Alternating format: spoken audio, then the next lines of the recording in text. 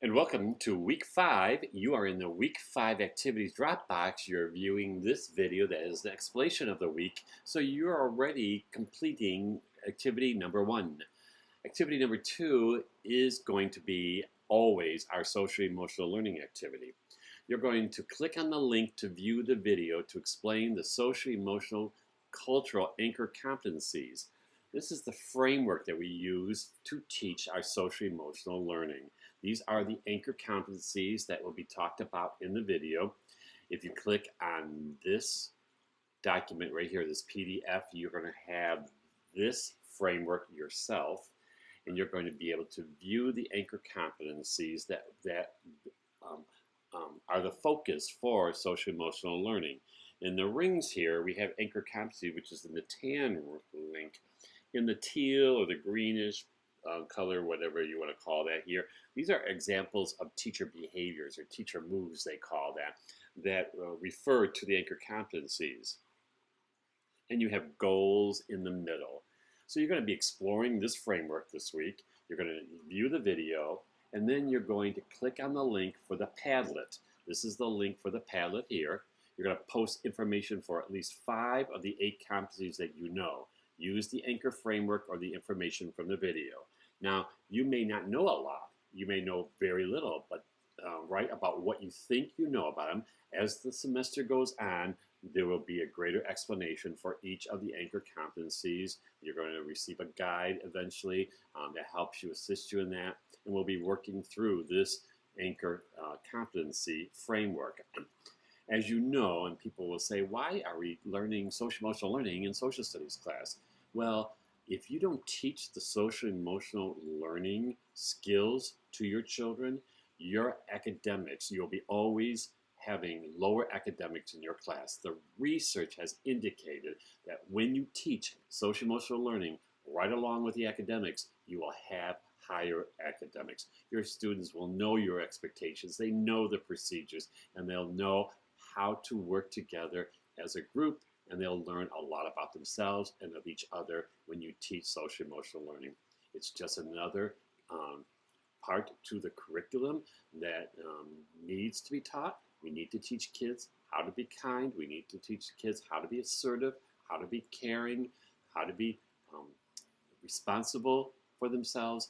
There's a lot of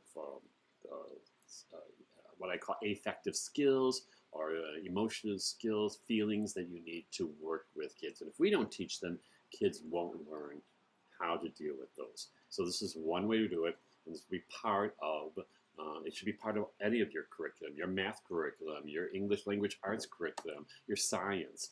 Social emotional learning is a part of all of that. This week you're also going to read Chapter 7, which starts on page 208, and Chapter 8, which starts on page 247 in your Dynamic Social Studies textbook. You're going to the topic this week is teaching with informational, persuasive, and narrative text. That is something that's so important when you are working with primary sources, when you're working with resources that deal with topics in social studies that we'll be learning about throughout the whole semester.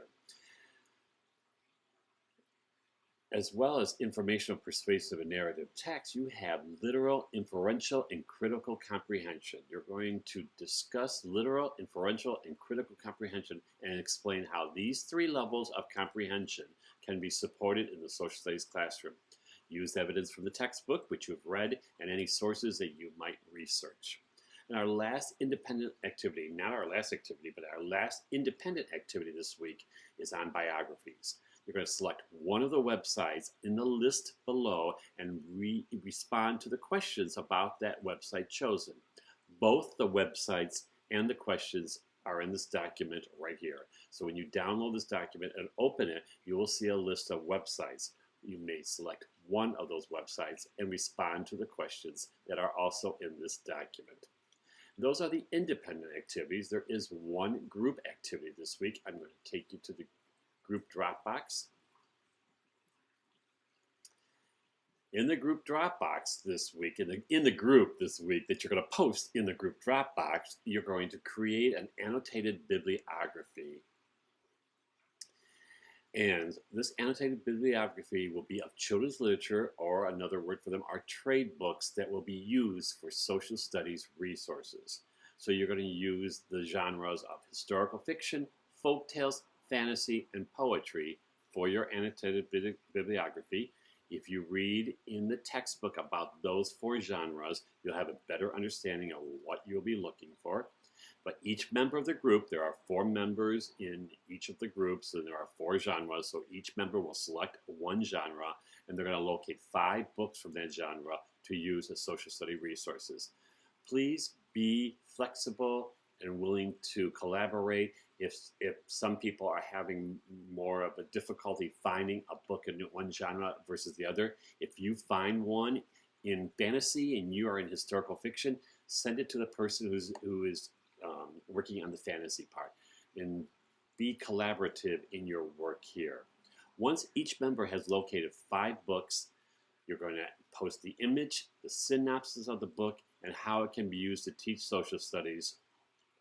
And then the group will develop an annotated bibliography. Make sure you use APA style 7th edition, an image of the cover of the book, that's the image of the cover, the genre, and a brief synopsis of the book. Include how your book you selected as a resource for teaching social studies, and the reason why you selected that.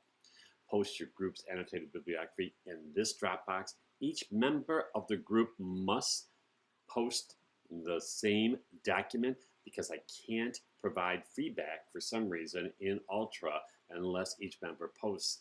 And I don't want, if you don't post, it looks like you didn't participate. And I want to make sure you get the credit due if you participated. And I want to give you some feedback. That's the group work this week. I hope I've been able to explain things so you have a better understanding. If I haven't and you need more clarification, please don't hesitate to ask me. Send me an email, and I'll be able to respond to you as quickly as I can. Otherwise, I'll see you online. Have a great week.